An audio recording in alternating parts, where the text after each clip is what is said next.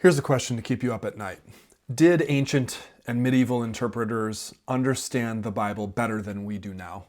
Did they interpret better than we do now? How would we even make such a judgment?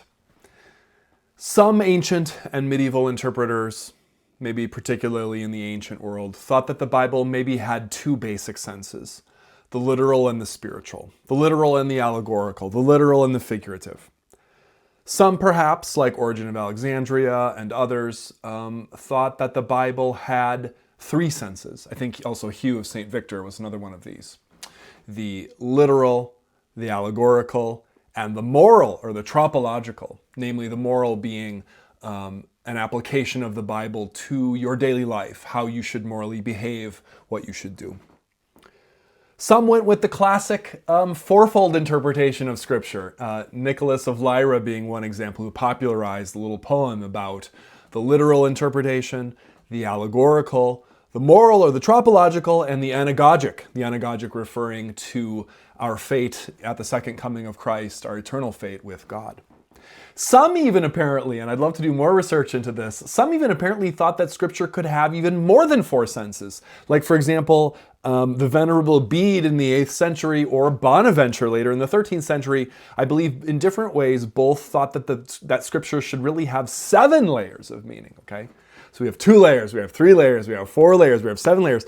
Others even maybe thought that the text had more than 7 layers, that in fact it was infinite. There's this great quote from Gregory the Great, and I have not yet tracked down its source, but I'm sure enough it's true to at least say it. And even if it's not true, it's a lovely quote and it's beautiful, and so we're going to attribute it to Gregory the Great in the 6th century because, as his name implies, he was great. Namely, that quote being, "The text, as in the biblical text, grows with the reader." I think that that's just so wonderful. The text grows with the reader, and we grow with the text. And in that sense, the levels of meaning and the horizon of meaning could really be as big as we can become, spiritual or intellectually ourselves, okay? I think that's a great theory of all literature and of all reading. But I want you to notice one thing in particular about all of these thoughts about how many levels of meaning there are, 2 or 3 or 4 or 5 or 7 or infinite. They all thought that the text had multiple levels of meaning, not just one. None of them thought that the text would have just one level of meaning. And indeed it was with modernity by and large that the idea was introduced upon biblical studies and perhaps upon all sorts of reading of ancient texts, that a text would have only one level of meaning. Who would think this, and why would they think this? Well, let me read to you from one author who thought this, namely Benjamin Jowett, major professor of Greek language at the University of Oxford, who had a very famous essay called On the Interpretation of Scripture. I have a copy of it. I'll link it below. It's 40 pages long. It's very long. But he really hits this point pretty hard, and here's a quote from that essay. Quote, "Scripture has one meaning. Namely," what meaning is that? Benjamin Jowett, "the meaning which it had in the mind of the prophet or evangelist who first uttered or wrote to the hearers or readers who first received it."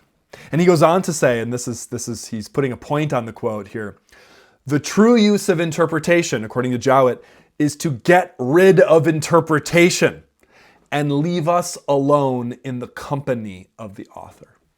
Wow, what a theory, okay? And one could go on to explain this, but I just wanted to point out that this view has been a popular one. Scripture has one meaning. So set this up, if you want to put it in very black and white, kind of big level terms. Set up this contest. Modernity in the historical critical mode and the contextual mode of Jowett, Scripture has one meaning. Namely, the meaning it had in the mind of the author at the time of authorship and in the hearing of that original audience. And this is typically what people mean when they say something like, "We have to read it in context," right? I'm bumping the camera. We have to read it in context. We must. Why would somebody say this? Well, people say it because they're inspired by an idea like this of a text's singular meaning. There are problems here, though. The idea of context was never really just self-evident. the context of authorship is but one possible context of meaning, right? Or at least one possible historical context. I mean, we have the context that we're living in now, and even the most basic Christian preaching, if you were to hew in only the most serious way to the most literal meaning of the text, you're going to have to make some kind of translation, some kind of leap, some kind of application to get the text out of the past and into your life. So what if God released Israel in the Exodus? So what if Jesus died on the cross and rose again? I mean, that happened then. What does it mean now? I think anytime we make a move like this, we are automatically moving past the ancient context as the only context or only horizon of meaning. I mean, people can invoke the ancient context of a text for other reasons too. They can do so as a form of rhetorical control, a way to kind of bring us all back in and herd us back into what is hoped to be an objective point of meaning or learning. In other words, context can be a rhetoric of undermining other kinds of traditions or other kinds of community. Indeed, maybe even for someone, say, like Martin Luther in the Reformation, a return to the literal, which was not Luther's only mode of reading, but let's just say we imagine it that way for John Calvin, Jean Calvin, or for Martin Luther, a return to context, a return to the literal can be a kind of form of attack against, say, church authority, capital C church, Roman Catholic Church authority, which maybe would rely on tradition or rely on the views of the church fathers, steeped as they often were in spiritual and allegorical readings. Okay.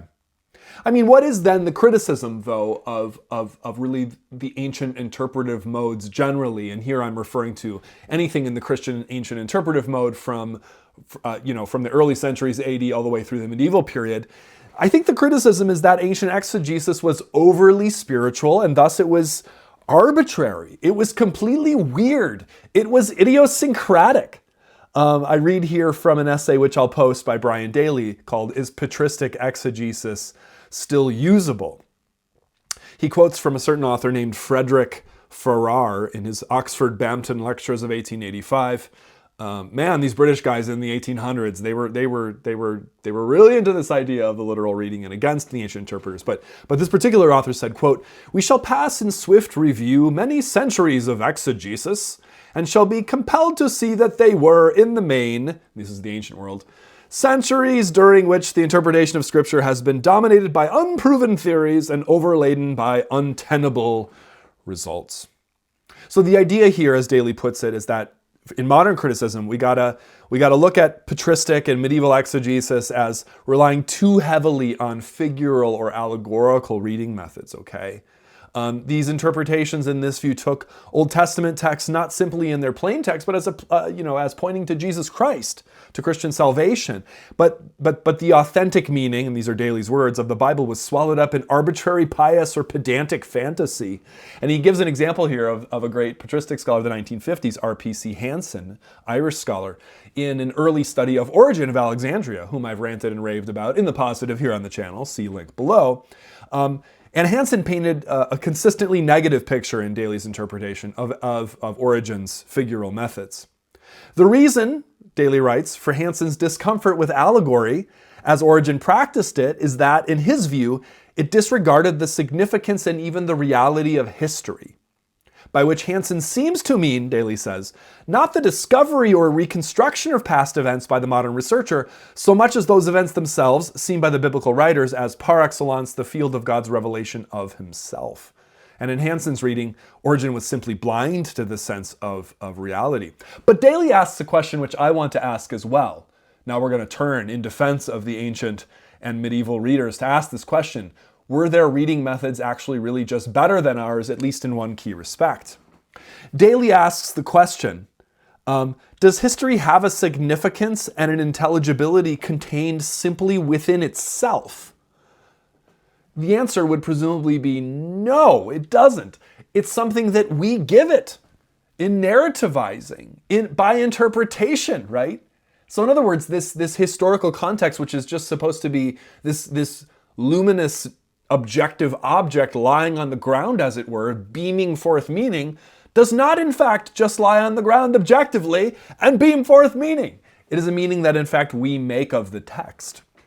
So there's a problem here, then, for the modern wish, the modern fantasy, we might say, for this historical context to simply clear up all problems. I move then, in conclusion, to a famous essay in 1980, one that is often read in classes on biblical interpretation and hermeneutics, precisely because it makes a bold argument. The article is called "The Superiority of Pre-Critical Exegesis." Steinmetz was a professor at Duke Divinity School. I'll link this down below as well.